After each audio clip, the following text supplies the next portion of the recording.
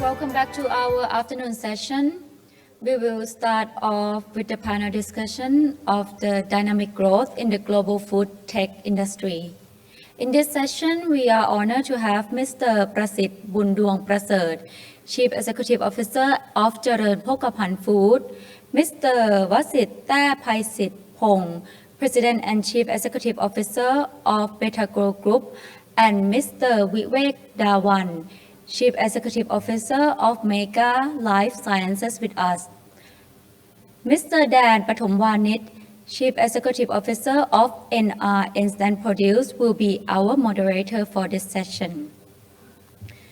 So ladies and gentlemen, may I now invite all the panelists and moderator on the stage, please.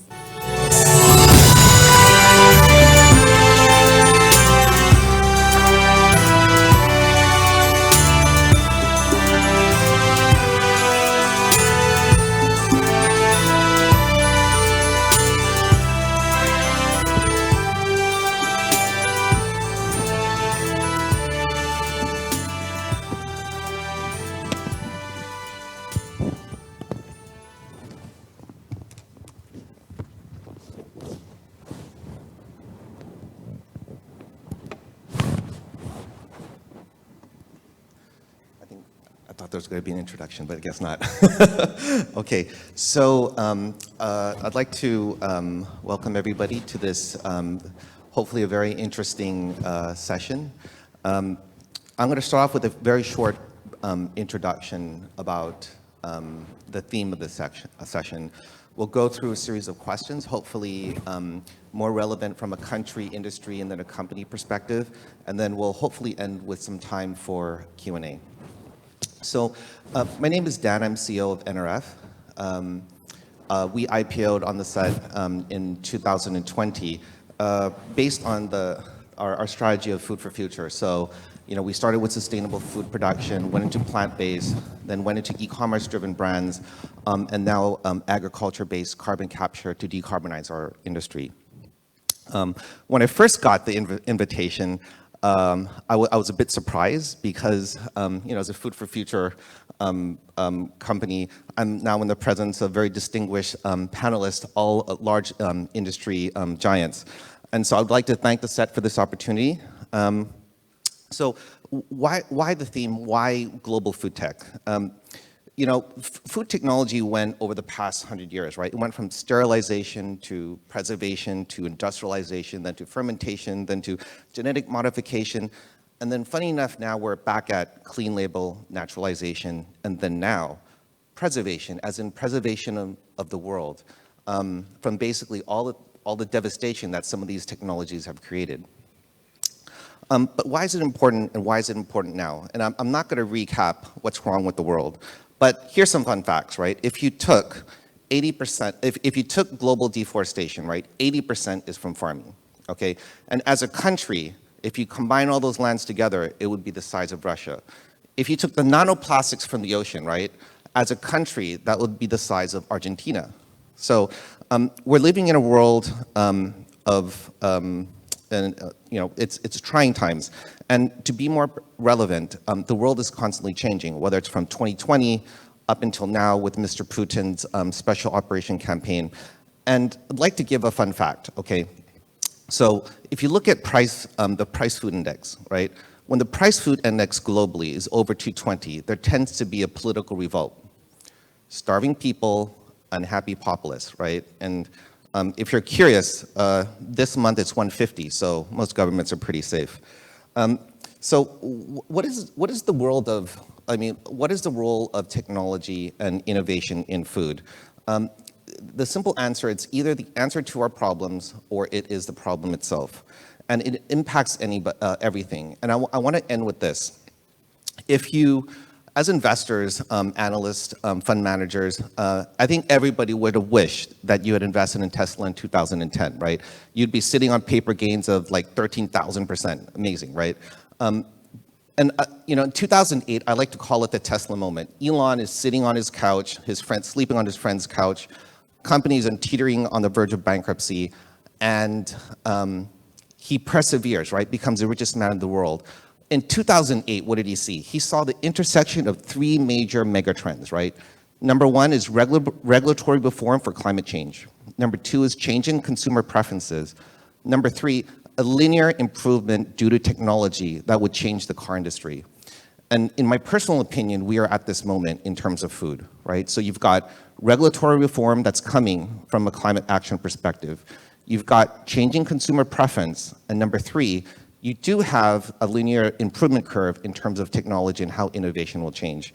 And then hopefully, I think people take away. We're going to hear now from this distinguished panelist, group of panelists, on what all this means for them, the industry in Thailand. I would like to start off with Mr. Prasit. From your perspective as a global food conglomerate, the theme has always been kitchen the world. I remember this since I was a kid. You've got global reach and global scale. What technologies or innovations do you see that will redefine the food industry as we know it? Thank you, Dan. I think people in general would thought that the agricultural is the old industry, and it may not be related so much with the technology at all. But the real thing is that the technology itself is one of the most important success factor that the agriculturals or the business that we are doing. We have to focus significantly on how to use it. I have prepared maybe 1 or 2 pages on this, but I have to jump to the end a bit. In my operation right now, we believe that the only way that we can be competitive is to use the technology that are available. Maybe long before, it may be a bit difficult, in terms of, how to use the technology apply into our factory. Right now, even our silo, we call it smart silo. Silo is, we put all the food, the feed meal that have to feed the chicken. Now the smart silo, we just developing it. Actually the silo itself can actually tell us whether they have the sufficient the feed or not. And if the feed level in my silo is not enough to feed the chicken, it will send the signal or actually send the order to my operation so that my factory can get the order from my silo. This is part of the new technology that we have. It's possible right now because of the new technology, because of the new generation of the technology available, the IoT, the system, the network. It may not be able to do it before, but currently you can do a lot of things back into the operation. So most importantly, that's why I believe that people talk about not enough food in the world. I'm not sure whether it's true or not. For me, I'm kind of curiosity whether even you have more people in the world, whether we can feed them or not. Personally, I think we can feed them.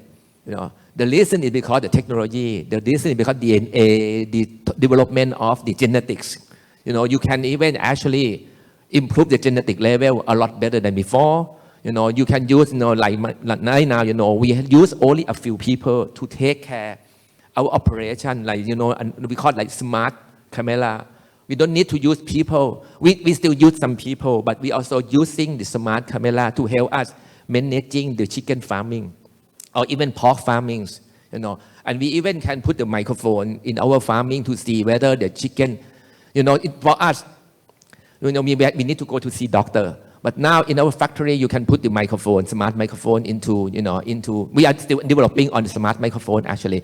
But the smart microphone can pick up the voice of even chicken or pork, especially chicken, and see whether there's a potential that they're going to get sick or not. And if we can know ahead of time, so we can help, feeding them and take care of them better before. And software right now is by far the most advanced. And then in my time, actually right now, I think the software itself have been improving significantly. We can do fully automation for all many operations that we have in our operation, and we try to centralize everything to be, instead of using, we have, I don't know how many farms we have, maybe 100 farms in Thailand. Instead of having so many people in each farm, you can centralize and developing our people and use only a few people to monitoring what happened in our farming system. That's what the technology available right now. That to talk about technology itself, but of course there is another part on the genetic improvement, on the natural product that can feed chicken better. That would be the starting point of this. Yeah, I mean, I also, personally, I also believe as well. I mean, I think productivity improvement gains is probably, due to innovation, is probably one of the biggest single positive factors moving the world forward. I'd like to go now to Kun Vasit. And so, what global innovation in the food industry do you think will impact Thailand the most in the next, say, like decade? Okay, thank you. Okay, I think basically, right now, Betagro, I think we are more or less the same industry with CPF. We do from the upstream, like agro production, to the midstream, like meat processing, and the downstream, like food development, and also go into like distribution. This is the same nature of the food value chain. But to address like a technology, definitely like maybe in general, people will look that our product is quite like the basic or very like get used to the product like okay, chicken, pork, and most of them like most of us like consider it like according to same like basically like commodity. But our industry stay into the very deep into the technology since from the beginning, and along the supply chain, I think in our development we have to apply a lot of like agri-tech, like technology, as well as like the food technology. But if you talk about the current trend, I'd like to address like one few of the major technology that impact our industry a lot. So maybe I start with like from the like upper value chain on the like value chain on the upper stream side. Definitely like IoT, as Kun Prasit mentioned, that has a lot of impact on our industry way of like conducting the business, and it lead to a lot of like productivity improvement and precise farming or something like that. And also we are also in the same range that we need to adopt a lot of IoT into our current operation. Second trend gonna be like robotic. Right now our industry also have to adopt the robotic into many stages of our supply chain, of our value chain, and increase a lot of like productivity, and also increase a lot of like food safety management into our operation, and prevent a lot of like crisis like disease transmission or many things. And definitely like in the global term, or maybe a lot of development in Southeast Asia and in Asia as well, like on the drone technology.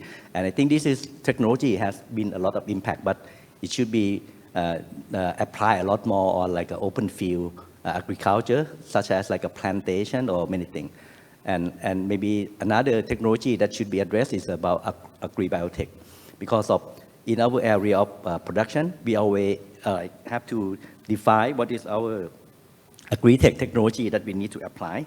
And many agri-tech technology that we done a lot, and industry have been evolving a lot, is about like a genetic engineering, that definitely like you can see a lot of results from the many GMO product in the market.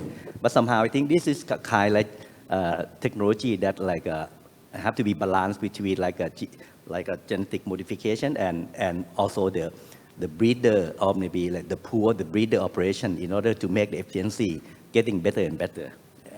And inside the agrobiotic, maybe you can address some technology like a molecular marker on the DNA marker, which we have adopted a lot in order to learn about this like a DNA marker in our animals and our breeder, in order to improve productivity as well.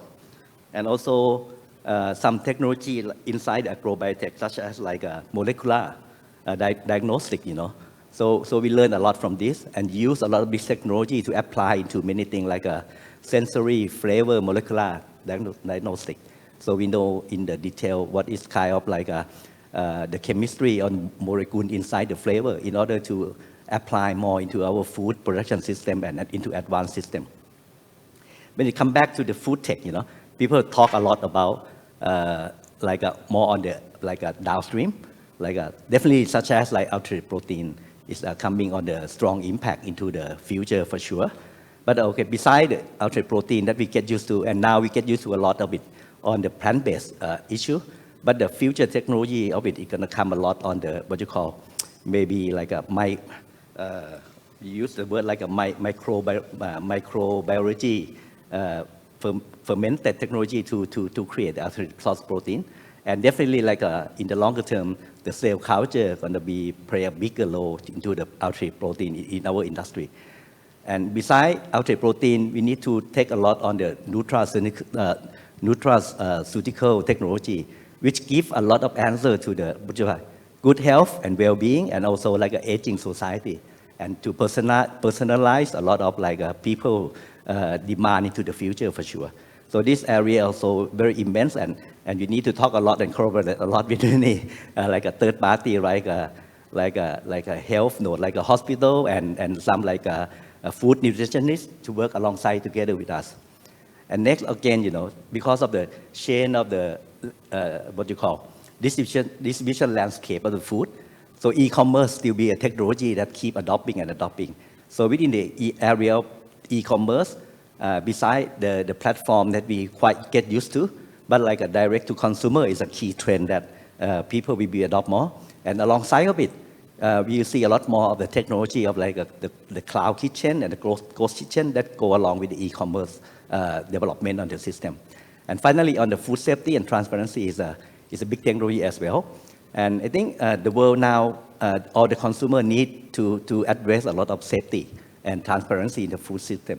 So the traceability is a key.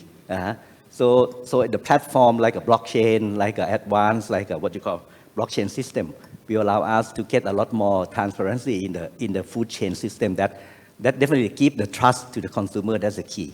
So this is the key trend that we pick up a lot and apply a lot into our food value chain. Okay, this is how. Thank you. Thank you. So we went from innovation from a productivity perspective, and now innovation and how that impacts actually across the value chain of a large protein company. Let's move to Kun Vivek, who's actually now coming from more of a health perspective. Globally, the intersection between health and food is literally sprouting up new industries and new companies, for example, like food for medicine. What do you think are the big opportunities in the next 5 years? Thank you, Dan. Thank you, my colleagues, panelists. I think I'm in the wrong place, but I'm going to try and say a few things. But without disrupting what they are doing, I come from the pharma industry, from the medicine side of business, and Mega is into medicines, and we are into nutraceuticals. We do supplements, vitamin, herbal medicine. And when we look at ourselves, what's the future for us after all this we do? Like Dan mentioned a while ago, there is a lot of things that are happening around the world, mega trends, right? What's changing? Climate. The young population is very concerned about climate changes and the impact of climate on human health and on food. That's one. But at the same time, we also see an aging population around us in most countries. Thailand is one, probably, I believe, in the next 5-6 years will be called an aging society. China will stop growing, and I believe India will become 1.7 billion, while China will stop going down to 1.2 and below that over the next 15-20 years. The same probably holds true for Japan. With this aging society, elderly people living, and people living longer, there's a large impact on every government's GDP on medical expenses, and everybody wants to spend money on make sure they provide good medical services to all their citizens. And it's very common. And that expense is not going down. I think as a ratio of GDP, it's only going up. And chronic diseases like NCDs, we call them in our business, and non-communicable diseases. Though COVID has done a big thing in the world, it's removed our focus from non-communicable to communicable diseases. But the fact still remains. A lot of people with hypertension, heart disease, and diabetes, and the new other disease that we call even Alzheimer's is an NCD, is all a result of our lifestyle. There is 15% genetic impact on what we call these diseases happen because of our genetics, but there's a lot of it due to our own lifestyle. So can we make an impact in those areas? And I think there's a lot of research going on. And if you look around, a lot of the largest world's food companies, a long time they were called good taste, good food, but I think they're all now calling themselves good health and good food. And everybody's putting a logo at the end called wellness. So wellness is the trend, right? So everybody's saying wellness. So that's the biggest trend. Food is taken for good health, and food has to have value beyond taste. So taste, and it should do something for you. So From our point of view, being in the medicine business, yes, we make drugs, we give you pills, and we keep looking for this new magic pill that will cure everything. But is there one available? That's the key. Can you put everything in one pill which is extracted from some ingredient that's around the world, and you can take a pill every day and you have all the solutions? And I think that's not possible. I don't think it's possible. And the trend today shows that plant-based eating is growing. Veganism is growing. Why? Because the population around us is climatically concerned. They're concerned about animal health. And at the same time, they're concerned about their own health. So from that point of view, I think the growing opportunity for a company like ours, and probably a lot of us, if you look at the transition, the pharma companies are focused on new technologies, biotech and MABs and the high-end, we call them immunotherapies, where drug is made only for you. And they cost a lot of money. It's not affordable for everybody at the moment. So that's one approach. Getting it more sharper, having very designer drugs that only work on you, and they cure certain diseases like cancer. But the other is monoclonal antibodies that are also not very cheap. So the cost of running therapies is only getting more expensive. The other side of it is food companies are coming into the area of wellness and medicine. They're moving their formulations, their products. Where is food available in supermarkets? You'll find a lot of them are fruit-based, plant-based, red berries, cherries, and are packaged in a manner that all of us can easily find them, and they have a health benefit. So I think from a trend perspective, the dietary habits will probably be influenced, I think, over time. It takes its own time, but there is change happening. Maybe in Thailand, Asia, it's a bit slower. But you go to certain towns in part of England, I think all of your stores carry a whole plant-based menu, right? It's very easily available. Other than nutraceuticals, yeah, they are available. They've been around for a long time. Nutraceuticals have been around for a long, long time. But I think the future probably lies in plant-based foods that are actually healthier for you and help you improve your general health conditions. So as Mega, as a company, we believe that though we are medicine, we are a supplement business, and we are in the herbal medicine business, we also believe we are in the health business and in your health business. So how can we help you improve health? By educating you on eating right. And the father of medicine is Hippocrates.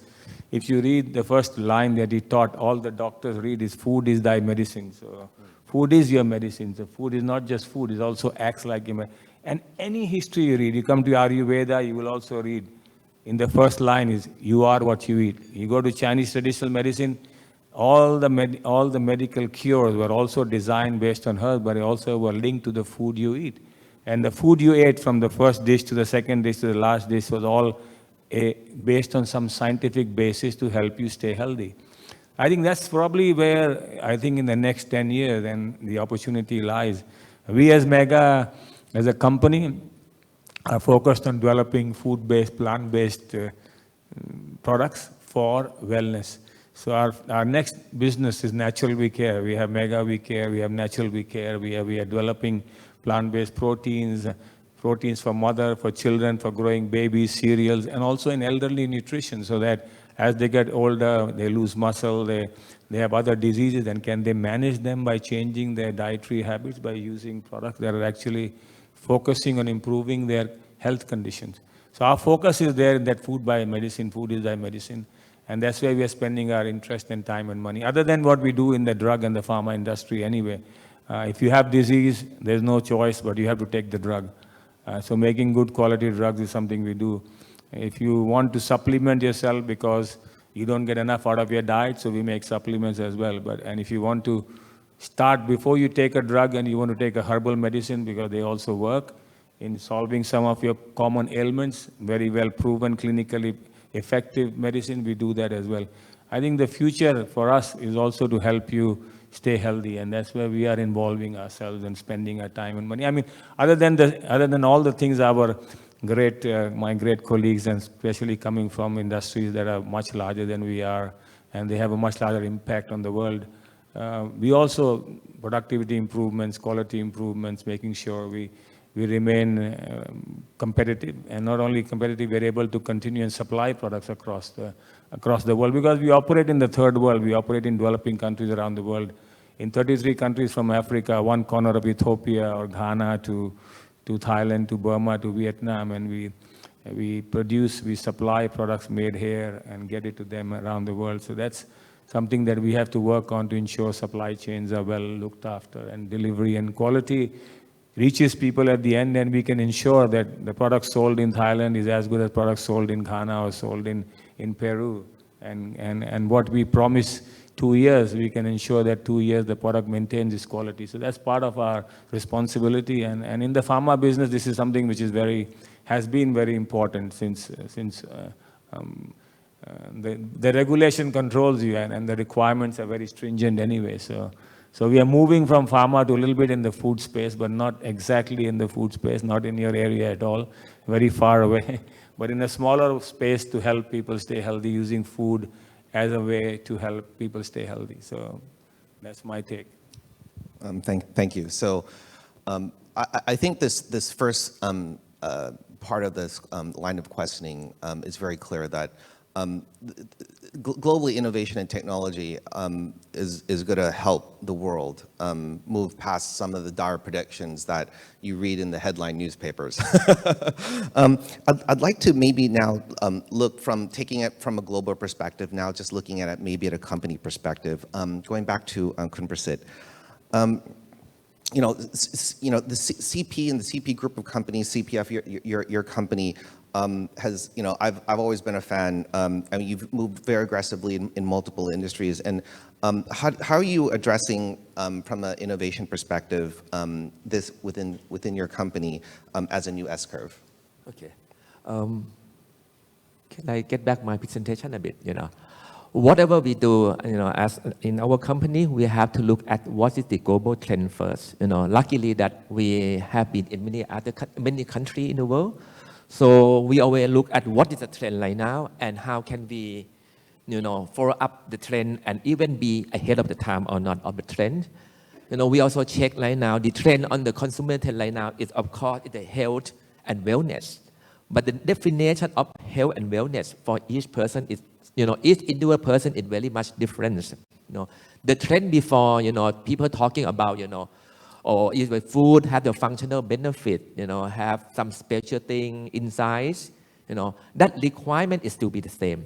But after the COVID, people think about how about the fresh product. They want to stay with the family, whether the food is fresh enough. The freshness of the food become another trend on the current consumer right now. The second point that they want is convenient. Even good food and also convenient.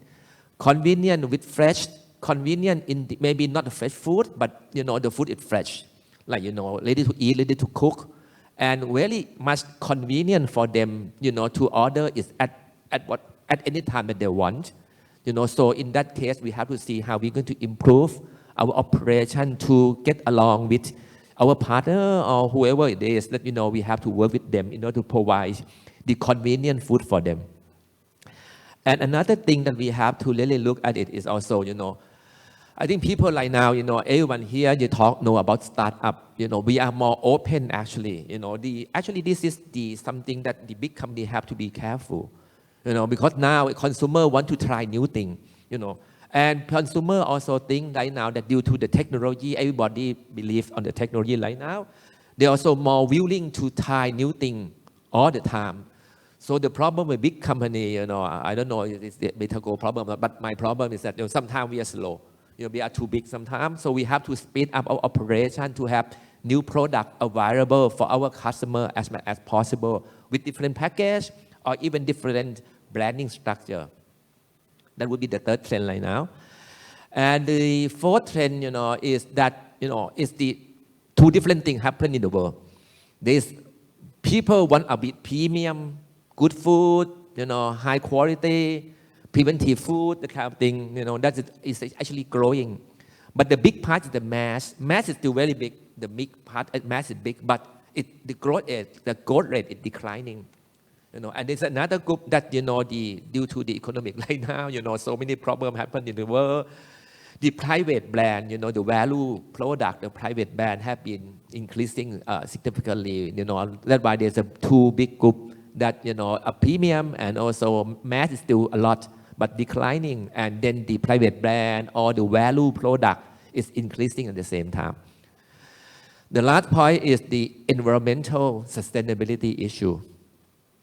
Long before we would talk that this is the, the thing that we have to do, this and that, you have to do on the sustainability and everything. Now it's not what you should do, but it's kind of the license to operate. You have to, take care. You just cannot do the business. The way you do business, you also have to take care the society. You have to take care the natural, that you actually consume it. We are producing something, we use a lot of nature. So the nature become a requirement for you to run the operation. It's not something fancy anymore for the trend right now. This is what we believe. And due to this all thing, that's why we are inventing, instead of we just have a normal chicken, we thought that, why don't we do something better? That's why in past 3 or 4 years, we thought that why don't we, as a Thailand, why can't we have a very good, delicious chicken, the most delicious chicken in the world? That's why we are creating something we call Benja chicken, which we are challenging ourselves significantly. And also, since we are a Thai company, we also want to use the ingredient locally in Thailand in order to supporting our local farmer. That's why we actually, due to this concept, that's why we pick the brown rice. Brown rice is one of the most famous ingredients in our country. Why don't we using it? And actually put it in our main ingredient for our Benja chicken. And of course, when we create this product, which we thought linked to the premium sector, premium segment, we also have mass on our standard, good quality export business on chicken already. But we want something different. The business may not be that big, but we believe that by doing this, it will helping raising up the whole branding of our company. So we create the Benja chicken with actually 100% natural, free antibiotic and certified by NFS. And of course, no hormone, and animal welfare practice. And luckily, we this year, just, the time is not enough, maybe I just jump to this year. This year, we actually want to challenge ourselves, so we send our chicken to be tested by the International Taste Institute. They have the Michelin chef. I think 130 people come and taste the chicken. And we're so proud that we actually get the highest score and get 3 stars out of it, that our chicken tastes very good. This is one of the samples that we are trying to do. Of course, we also, our portfolio of chicken is big. Suwai is also very big, similar to Betagro. I think the structure is quite similar. We also introduced a new product called Chiwa pork. Of course, we have our main CP pork, but we also upgrading. So we spent 6 years actually doing this. Because, in order to put the omega-3 into the fat of the pig, you have to have special bit. And of course, we put, the flaxseed, the fish oil and everything into, for pig to eat it. In order to have the better meat taste and the fat in the meat carry the omega-3. We are succeeding doing this. This year, we actually sent it for the competition in the Thai-Fex show in Thailand. Thai-Fex in Thailand is one of the best show of food in the world right now. Thailand become a very good, high standard, exceptional in the world for the food business. So we submit it and it win the innovation award. And of course, our Chiwa pork also NFS, no antibiotic, which is very, very, very difficult to do it. And plant-based, as you mentioned, we also introduce our plant-based. Right now, with a new branding called Meat Zero, we want to be more direct. And at the same time, we've been introducing it already. We also submitting it into the International Taste Institution that I mentioned before. On the nugget, luckily so much, we are so happy with it, with the result. We got the 3 stars out of it. And of course, we are expanding it right now. Thailand, we go to Singapore, Hong Kong. This year, hopefully, we can starting it in Japan and European country by Q3, Q4. Next year, we hope that, when we are more ready than this, we are building actually new factory for the plant-based. And we will hopefully start the plant-based in US next year. Another trend that we have to really much look closely, it can be disruption to us or not. That's why we have to get along with it. We have to study it seriously on the cell-based meat. We think that it may be attractive future, not now, in the future industry with the high potential growth. If the outcome of the cell-based, the pricing, the taste, it could be competitive with the existing product. And if that happened in next 5 to 7 years, roughly, I guess the timing it take longer than plant-based, then it would be a big disruption into the whole industry. And of course, it use less space, use less environment, which may be better for the world. Yeah, that would be my response to the trend and what we are doing right now. Thank you. If I were to just summarize, and so you now have global technology, megatrend opportunities and disruptions, and this is a really great way how a large global conglomerate like CP is now responding with new brands focused on these disruptions. I would like to add, food is a very long-winded process. So what you hear today and what these gentlemen are saying, you're going to really see the impact probably a few years down the road. So it's not like producing an iPhone, right? You design this year and next year you get an iPhone. I'd like to move to back to Kun Vasit. How is Betagro addressing this innovation opportunity or disruption, and how is it impacting your company? Okay, thank you. Okay, so in the Betagro, I think we say that everyone has to be aware about technology and the trend. So we do a lot of consumer trend, technology trend, and then research a lot. But it comes back to our equation that how we can cope up with that trend. How can we challenge ourselves to adopt, to learn, to develop that trend properly into the company? So I think the most important question for us, and the answer is that how can we build our capability? So capability is a key that we can use our organization to learn and to adopt and to bring those technology come and then give it to the society. That is how we think about it. So first, I think we always talk about what is our clear purpose to the industry. So we want to help the people to achieve the good health and well-being for sure, and with the very good quality, higher quality of food, more safe food, with a fair price food. That is how we will address all the time. And to challenge that, I think we need to build our capability to go with it. So that's why Betagro, our strong core value that we always talk into the company, have to be a very professional. It must be very integrity, and we have to be very people-centric from the outside in and our internal people itself. We have to be innovative. That is how we can learn a lot and bring a lot of technology. And in the food industry, we have to get the core value of the quality all the time. But currently, I think in this phase of our development, we highly focus on the digital transformation step in our company.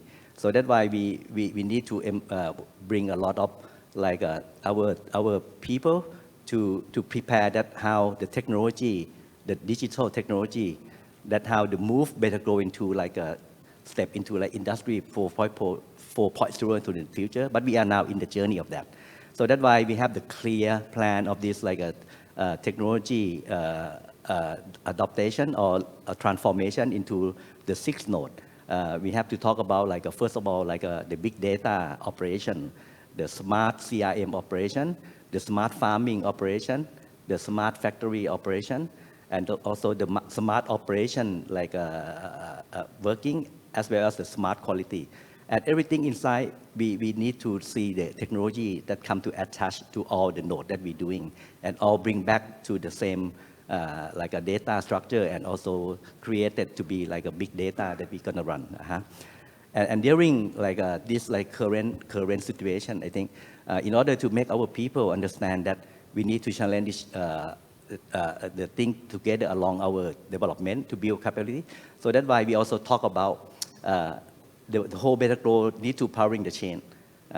So in order to change the Betagro into the next step, we need to see that what kind of prioritize during next 3 to 5 years, and what next another 3 to 5 years.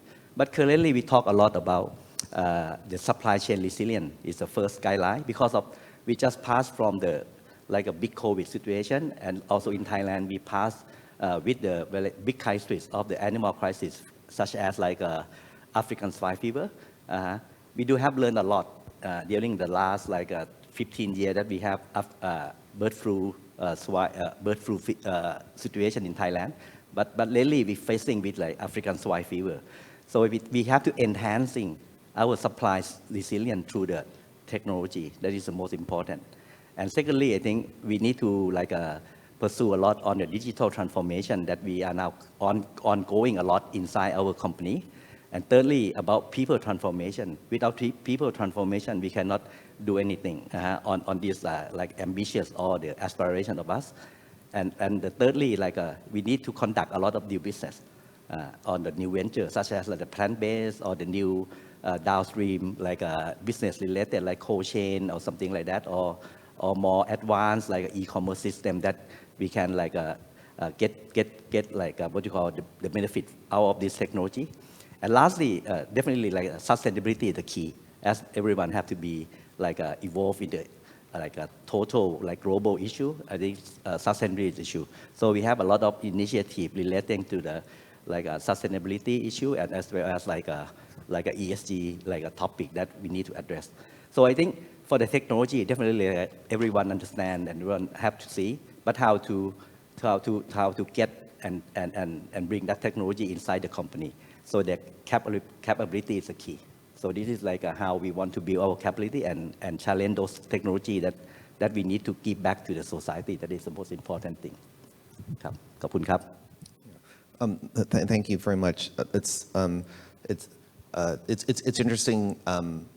There's a variety of different innovations and technologies that we've all spoken about today, and how Betagro now is very focused on digital transformation of the company. That's really interesting. So I'd like to now head back to Vivek, and where is Mega now? You've already spoken a little bit about this, right? But where are you investing, or into what areas are you investing for growth in the next 5 years? And then keeping with this theme, right, of what we've been in discussion with. Yeah, thank you, Dan. Mega has been, first of all, I think when we started, our biggest investment was people first. So people make what we do in our industry, and we are, because of them. We operate in 33 very difficult markets, and our focus, some by design, but some by chance, happened that we only work in places people don't go to, including when we went to Burma 25 years, 30 years ago.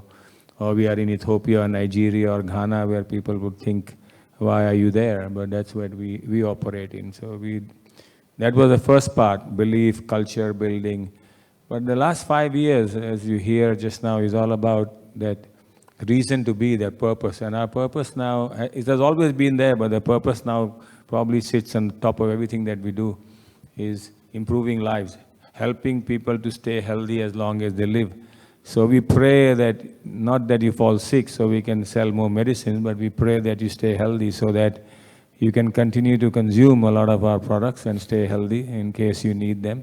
And you choose us over other people. So that's what we are trying to do. And it's a very customer-driven, customer-centric company. So making that change, and that change is not only about products. I mean, you do make new innovations. You have new ways to deliver the same dosage. It may not be always in a capsule form. It's gels, powders, very different dosage form, which is convenient, easier to use, and for elderly and for younger generations. So the way it's dosed and available is different. So that's one part of the technology innovation that we are doing.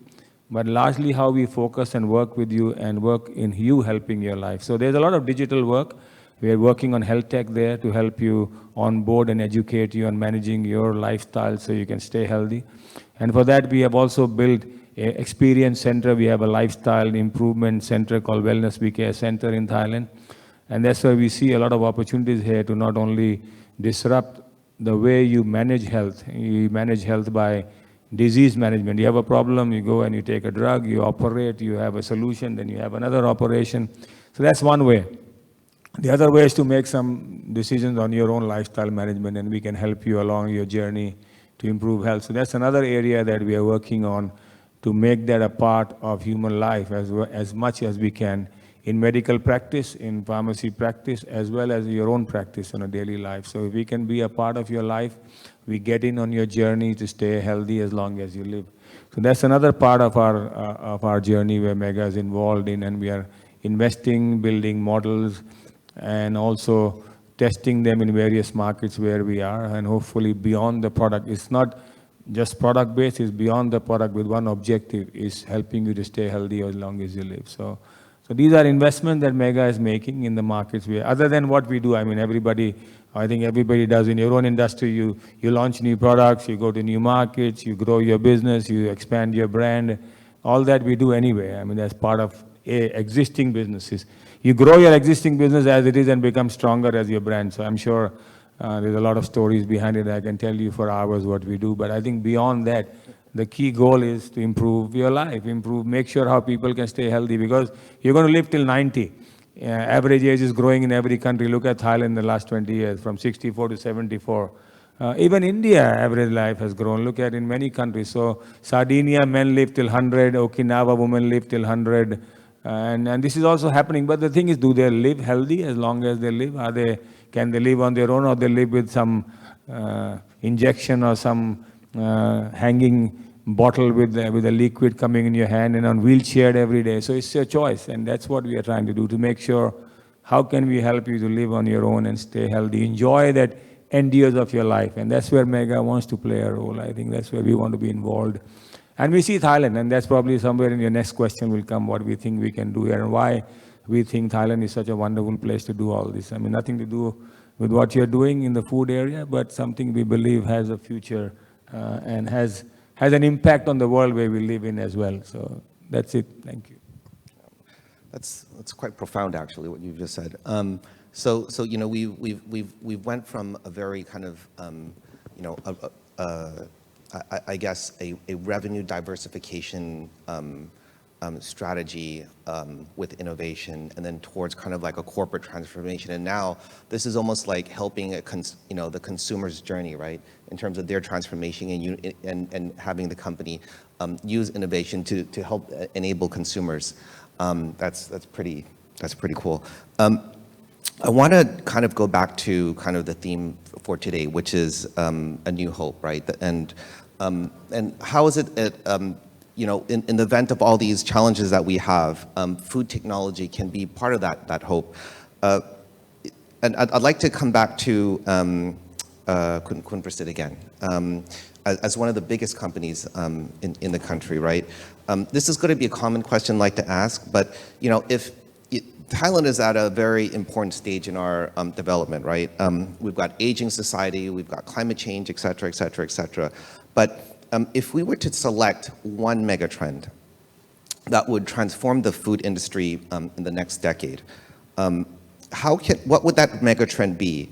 And then how can Thailand, as a country, we capitalize or we seize this opportunity? And if it is indeed an opportunity, what are the hurdles that we're going to face? Okay. As I mentioned before, you know, Thailand actually have a very good positions as a country, as a good food country. The location that Thailand have is also very good location for logistic operations. You know, for CPF, like CPF, we use Thailand as the base to develop anything and export and have the operation in mostly largely 40 countries. You know, I think development on the food, as everyone mentioned here, you know, is going to be, can food become a medicine? Can food serving people to live longer? Our objective here as a core philosophy of company is that can we help partially, because I don't think food can help everything, but food can help partially making our consumers stay longer, stay healthier. And Thailand have that position. You know, of course, we have to do some other improvement, you know, with the government, with our partner, with everyone company in the society that we work together, even with Betagro and other company. We are working together. But I just want to raise one limitation a bit on this. We already, you know, I don't know whether you know that, you know, Thailand actually number 5 in the world in terms of as a country. I'm not sure number 4, number 5. As in the world, as they exporting chicken to the world.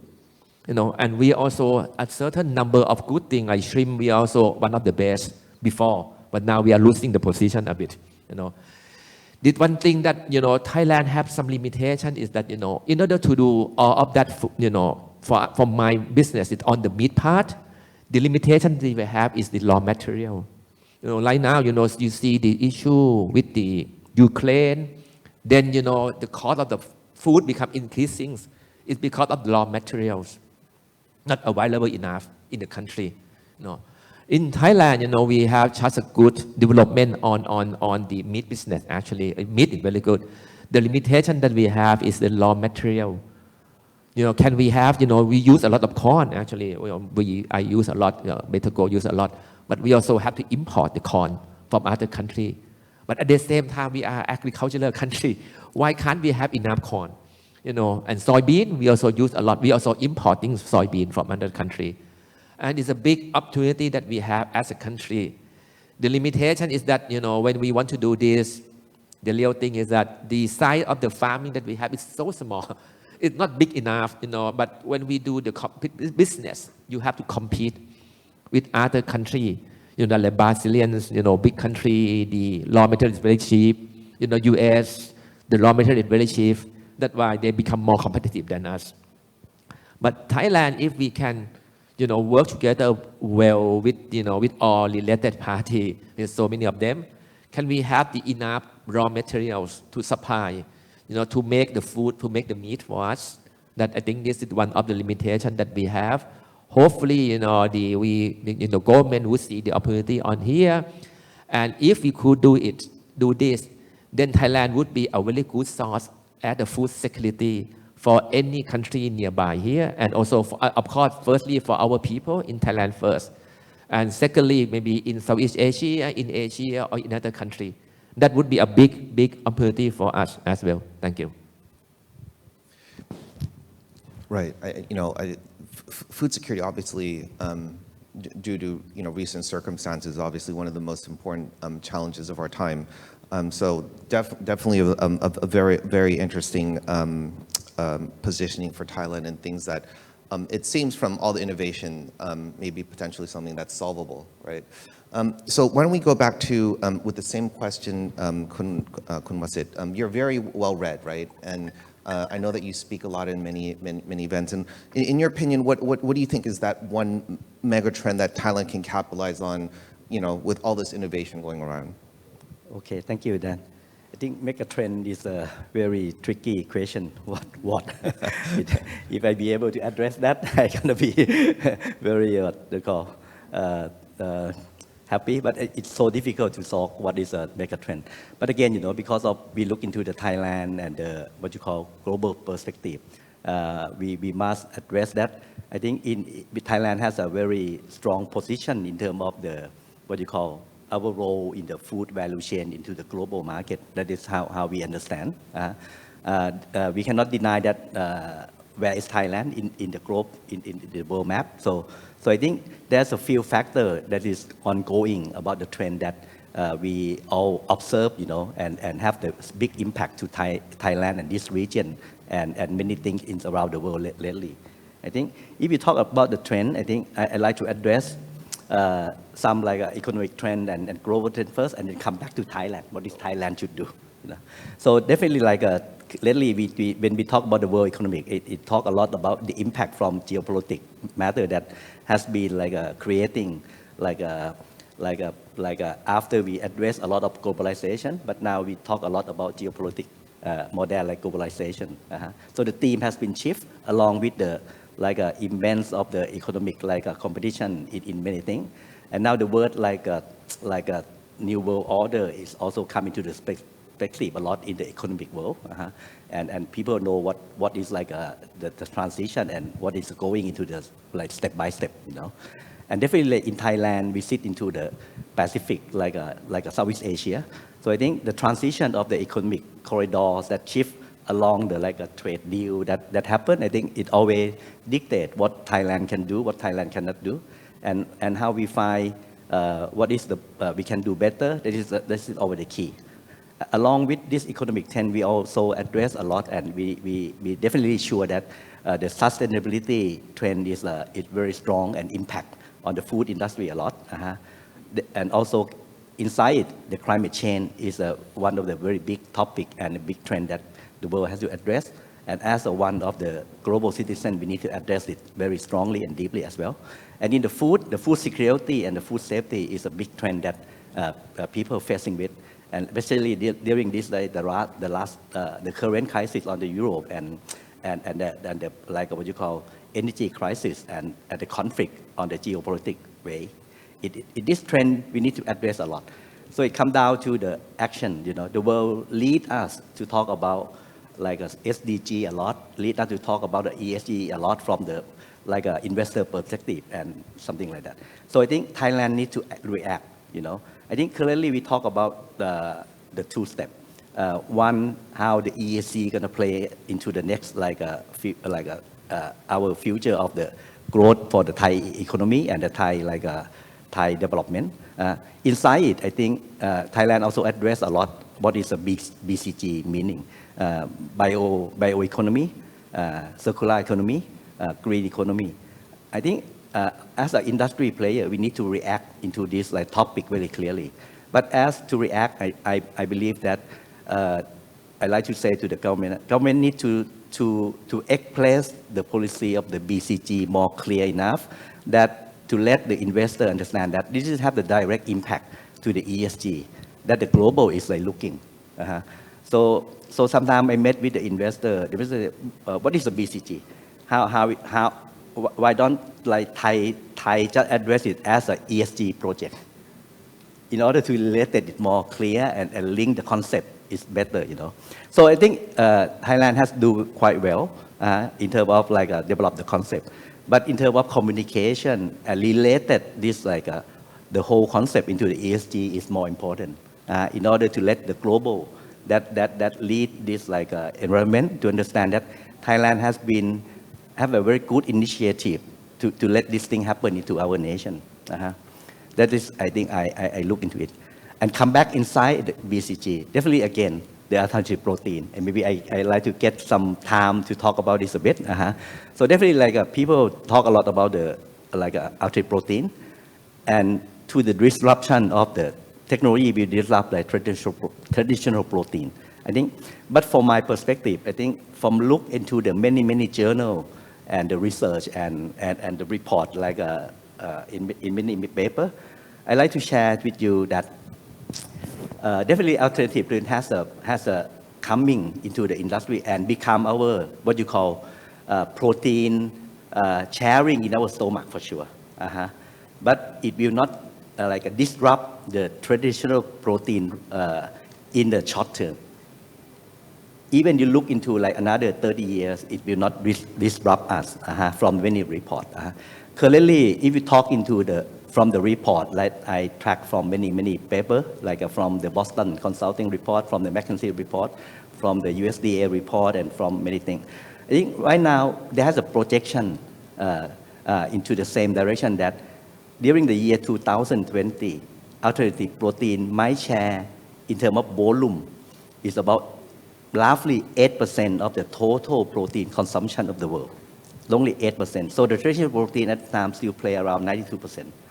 But again, there's what you call the parameter that this alternative protein should price around $3 per kg in order to stay into that amount of 65 million ton of the output of alternative protein into the market. And as we project, as the paper project into the next few years, 2035, the output of alternative protein going to be something like 97 million metric ton, which is again, they target around it should be less than $3 per kg on this alternative protein. So the market size is huge and very attractive, but it will not be disrupt the alternative protein for a while, maybe next at least 30-40 years. And if you look from the chart on the pie chart, majority of the ultra protein going to be milk and dairy product technology. So those not the traditional protein, that all ultra protein that coming from multiple technology, plant-based, microbiology-based, such as like fermentation and also cell culture-based. So the majority of it from the report is still say that milk and dairy product going to be contain a lot, more than like 50% The beef, pork, chicken, and egg combined, it's going to be like a sharing with inside the pie is only like a 30% of the total ultra protein, which is categorized as like a pork, chicken, and like a beef combined, and the rest is a seafood. And some report that I doesn't like track to here. By the time that 2050, when the world reach like 9 to 10 billion people in the world, that is another 30 years. Like this continued trend of the ultra protein going to be like go up from 11%. And around that time, within like 2050, which is from the report, this ultra protein going to be contribute something like 45% of the total protein consumption of the world. So our traditional protein still there, and definitely going to be have like a steady growth with not a very high percentage. But the extra demand from the ultra protein, it can become from like this like a product alike, and also maybe we have to foresee that, or maybe expecting that maybe some future protein that doesn't talk about it like milk, it like pork, it like chicken, but it's a very nice protein to consume. It can be anything flavor. That's how we have to be like follow the trend and technology for sure. So I think beside the plant-based, the world always have come up with the high technology, such as like a microorganism based. That the technology that challenged it is a fermentation. So if the fermentation technology has been adopted more, this technology is going to be a bit like growing faster on the like second phase of the development. And in the longer future, like Khun Prasit mentioned, like a cell culture base going to be the long-term winner. So this is like the trend that we track a lot from many journals around the industry. So I think in my conclusion, I just like love the word disruption a lot. So I think it's a compliment the people in terms of the dietary profile in our stomach. And I think if we look into the history, the people always like have the new combination of the ultra protein, not protein in our dietary profile according to the like economic and development and the industry development as well. Thank you so much. Thank you. So we've actually run out of time. Could we maybe just in a minute, if you could all just right. I'll respond. keep it very short. According to me, I think Thailand has this great opportunity to become the wellness capital of the world. That's what I think. I think, and why I believe that, we have a fantastic medical facilities here in the world. Some of the best doctors. You look at Boondoungprasert and all these; they are ranked #1 in the world. Tourism. We have some of the best pharmacies, we have best medicine, we have alternate medicine here, we have the best service industry with massage therapy and all that, some of the best hotels around the world. If as a country we can put it all together and actually make it happen and allow people from all over the world come and bring knowledge and assemble here, and it's an ecosystem that can develop and create magic, right? So you open yourself to allow new ideas, new people walking in and bringing it to the country. And maybe because of that, we can be the world's wellness capital because we have everything right. We have everything available. It's just a place to open up and allow things to happen faster, easier, quicker. And all of us put it together. Today, we probably do things independently. Everybody does what they want to do, and I want to succeed in my industry. But if the government helps to become the conduit and opens up things that makes it a lot easier for people to come here and bring their brain power, health tech, big area. Maybe there are brains around Singapore, India, Vietnam, and they can all come because they love to come to Thailand, right? They enjoy the food here, they enjoy the party here, they enjoy the hotels here, and the young generation loves to be in a free place where they can express themselves and enjoy themselves. So I think there's phenomenal potential. I don't think we have delivered on it. I don't think we have done enough to make it happen, but can it be done? Yes, it can be done. And wellness is the industry, the trend is there. It's food, it's exercise, it's all kinds of things put together. It's mindfulness, it's spirituality. It's also doing not only yoga, but doing vipassana as well. So health is complete. It's body, mind, and soul. So where better than that to do it in Thailand? So that's a great potential. That includes food as well, food tech. So I'm not in the food tech business very much, so I won't going to not talk about it too much, but I'm definitely on the other side of me, helping people stay healthy as long as they live. So we believe we are in the right place, and we are trying to make it happen. So thank you very much. That's all from my end. I'll do a 30-second closing then. I'd like to thank all the panelists and the Stock Exchange for hosting this. I think in a nutshell, Thailand's current policy, and I think our national development plan seems from all these gentlemen, we are on the right track. It's how we capitalize on innovation over the next decade to really crystallize and make this happen with policy support.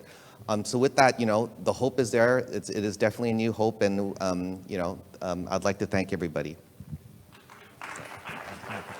Thank you very much, all the panelists and moderator, for a very fascinating discussion about the dynamic growth in the global food tech industry. After we listen to this discussion, I am certain that we are more and have a clearer view on the direction of the food industry in Thailand. Where is it heading to, and where are the opportunities? Knowing the trend of food is also important for food businesses, whether it's a health and wellnesses, freshness, and also the convenient perspective, as well as the environmental sustainability issue. Plant-based has become very popular and very exciting innovation that will also add so much value to the food industry in Thailand.